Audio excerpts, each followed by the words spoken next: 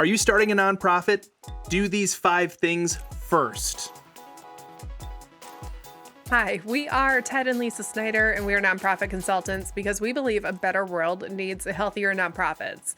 Now, if you're considering starting a nonprofit, first of all, great job just doing some research and figuring out what it's going to take, because a lot of times people just jump in thinking it's going to be one thing and finding out it's something completely different. But we also have some tips for you, 5 things to do before you've even filed your paperwork. And as you're getting started, to get you off in the strongest way possible, on the best foot possible, and to get started in just a really great way. So let's jump into it. Number 1, do the work before you do the paperwork. And this is what we mean by that. You actually got to get your hands dirty and get out there and start making the change that you want to see happen. You know, when you start talking to people about your nonprofit, you want to be able to say, here's what I've been able to see in the field already. You need to have some proof of concept. And what better way to do that than to get out there and start doing the work? First of all, you can volunteer at other organizations. Yes, as you do this and as you start volunteering in other organizations, it's going to be a great way to test your own ideas.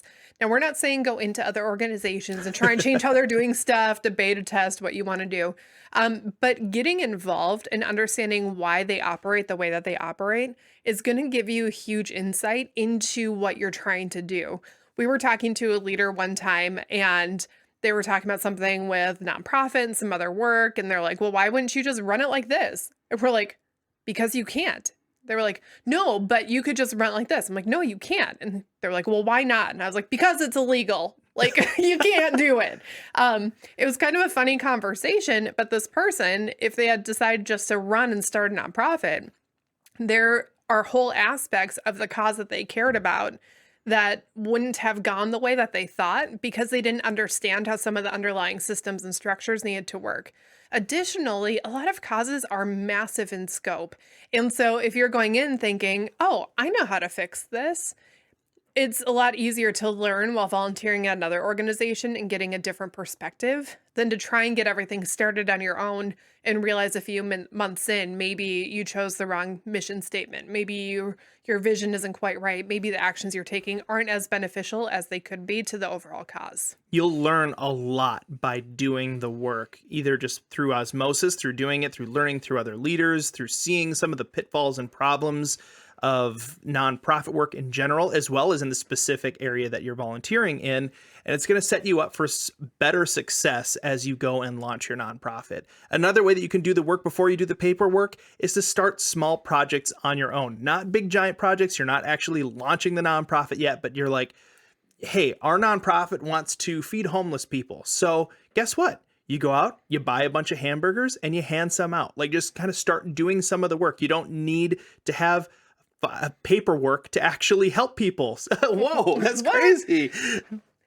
This will let you know right away if your idea is feasible and if you have people who are actually on board with partnering with you. We've talked about in a previous video, things that they don't tell you when starting a nonprofit is everyone says it's a good idea until you start, and then suddenly like they disappear. And so if you start doing the projects on your own, you'll very quickly start to identify those people who are actually wanting to partner with you.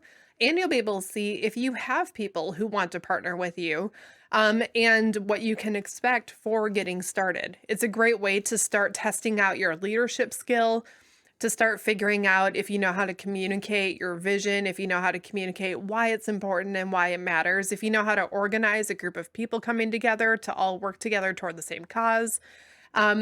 Sometimes it's interesting how many skills we don't have that we just don't know we don't have until we try and do the thing that we want to do. And so if you can start figuring those things out beforehand, you're going to be able to start out in a much stronger way once you actually move into your nonprofit with the paperwork. That leads us into number 2, which is start personal growth now. Part of personal growth is learning through trial and error what's going to work and what isn't going to work. Growing as a leader is so important. We've heard horror stories about founders of nonprofits that have zero leadership skills, but they started a nonprofit and it just all falls apart really quickly and just causes a lot of chaos.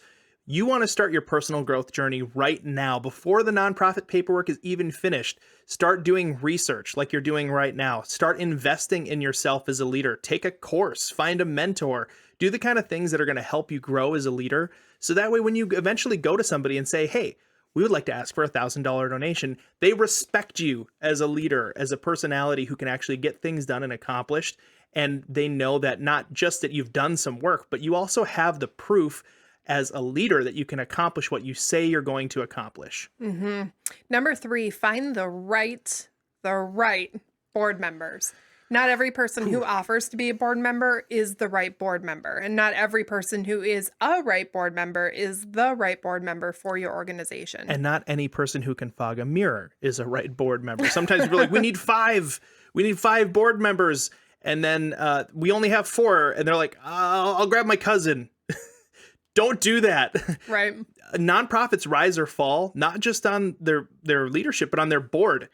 So you have to make sure that they're the right board members. And here's what we mean by the right board members. First of all, are they qualified to actually be the kind of person who can be like responsible and make sure that things are going in the right direction?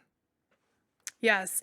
Now, depending on how your board is going to operate with your organization, this might be that they're responsible for going the right direction because they're over committees and subcommittees and actually helping to fundraise or get volunteers or do pieces of the work. Or it could be a board that's very much leader-led, and your board is more acting as the fiduciary. I mean, they're the fiduciary on the other side too, but in this role, they're just really behind the scenes, making sure everything is on the up and up. And advising where you might need some advisors. Either way, you need the right board members for how your board is going to operate in tandem with your organization and with your leadership. Now, you might be thinking, I haven't considered any of this. What do I do and how do I get started? Look into the future just in your mind's eye and try and figure out how you envision your board operating. If you want a board who's incredibly hands-on, is doing volunteering and fundraising with you and helping out by leading people, that's just going to take a different qualification of person and different personality than a board who's maybe a little bit more removed and behind the scenes.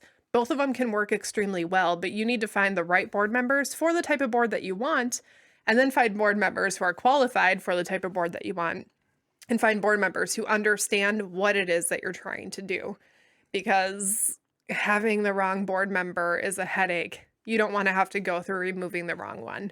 If you can, by any chance, help yourself. So take some time in this.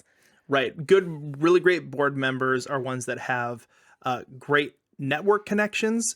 They're board members that have really good like mentorship abilities where they can actually coach you and help you to do a better job. Sometimes they're business owners. Sometimes they are leading other nonprofits and they can come in and bring in some really, really great advice for what you need to do. And so you need to just be thinking ahead and saying, what areas does this nonprofit really, really need when it comes to a board? Don't just get people in there who are going to fill a seat, cast a vote, and just kind of like run the treasury. Like, you want to actually make sure that they are legit. They're going to call you out on bad ideas, and they're going to present really, really great options moving forward. Yes. And the benefit of starting those small projects on your own is you're going to find people who are interested, and that's already going to help narrow down your pool and potentially find board members from those who are already committed and who already get it, whether it's them or maybe they know someone who would be a really good fit for what you're trying to do. Number 4, do the paperwork right. Now, we said this is 5 tips for before you have your paperwork done. So this is kind of, we're cheating a little bit, but do the paperwork right. Do it correctly. This could mean getting an attorney involved and making sure that's done correctly, talking to a couple other nonprofits who have done the paperwork within the last year or two, who have gotten it through the process successfully, maybe getting their input, maybe doing it on your own. But I'd strongly advise that you have a couple advisors or people helping you through the process.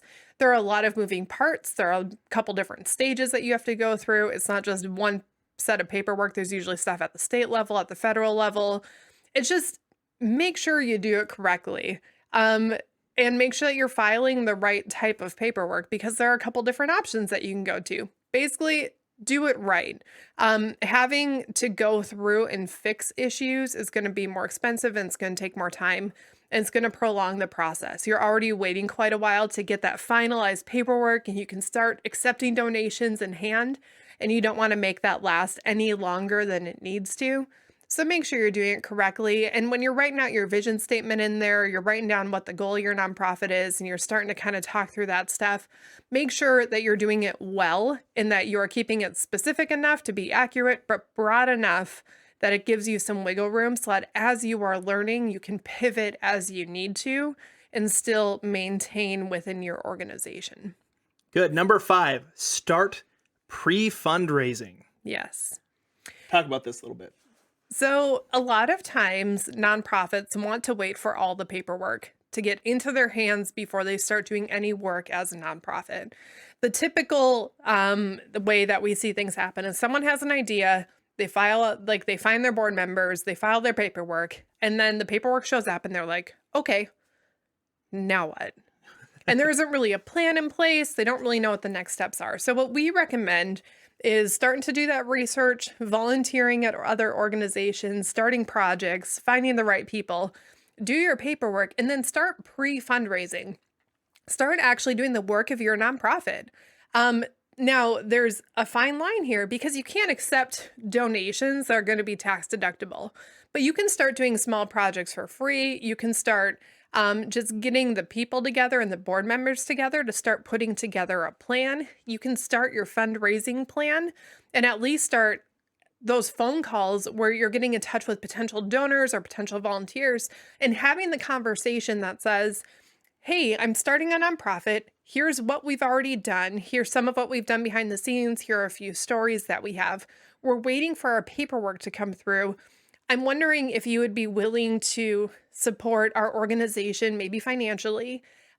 Once that paperwork comes in, I'm just wondering if we could get a commitment from you so that when that paperwork comes in, we can have a small influx of funds so that we can get started just on the right foot right away. There are ways that you can fundraise without the paperwork in place and just have it lined up in a way that is still legal, that still falls within the correct processes, but where you're not waiting for the paperwork to come in and then saying, okay, I guess now we start step 1. You could already be on step 10 if you just plan this correctly and recognize that there is going to be a time between when you submit the paperwork and you get it back, and you don't want your idea or your passion to die in that window. When you have these conversations with people about collecting donations or fundraising, you have to think of it almost like a seed that you're planting, and sometimes it takes time for that to mature. So you might as well, while that's maturing, be waiting on your paperwork. And then when the paperwork comes in, then it can become time to go out and harvest those commitments from people. Sometimes people just don't have money right now, but they know they'll have money in a month. That's perfect for you. You're waiting anyway on your paperwork. You say, hey, that's great. No problem at all. Can I have a commitment from you that when we get this paperwork in the next 60 to 90 days, that you're going to be ready to go ahead and make a donation? And when they say yes, you put them on a list. You make sure to follow up with them and tell them thank you. Even though they haven't put money in your hand yet, that commitment is basically as good as cash. You just need to make sure that you thank them for that donation, that future donation, right then and there. Mm-hmm. So as you're starting to move forward, as you're looking to start this nonprofit, that pre-fundraising stage is really, really important. And I think it's a interesting thing that is frequently missed. It's kind of like launching a new thing. Like, you can start talking about it. The fact that your paperwork is filed and you're waiting actually gives you a really easy conversation to start having with people. And you can start finding donors. You can start finding future volunteers. You can start reaching out to people in the community and start building those relationships with other nonprofits, because other nonprofits understand that there is simply just a waiting process, and they're not going to be like, what? You haven't gotten your stuff yet? Like, they've been through it. They understand. And so it's a great time that you can use to start building up those relationships. And because you can't really accept those funds yet, you're not coming into those conversations asking for money right away, which is really good because it gives some breathing room to the conversations and allows people to learn what it is that you're trying to do and what it is that you want to do. Now, if you got more questions about this and you're just like, I want to get started, and I want to do the things before I get the paperwork in hand. We have a great video that can help you do even more. It's called What to Do When Your Nonprofit Has No Money, which, if you're just starting your nonprofit and you haven't turned in your paperwork yet, chances are you have no money. But there are a ton of things that you can do to help further your cause and get started on the right foot. So go ahead and check out that video, and we'll see you there.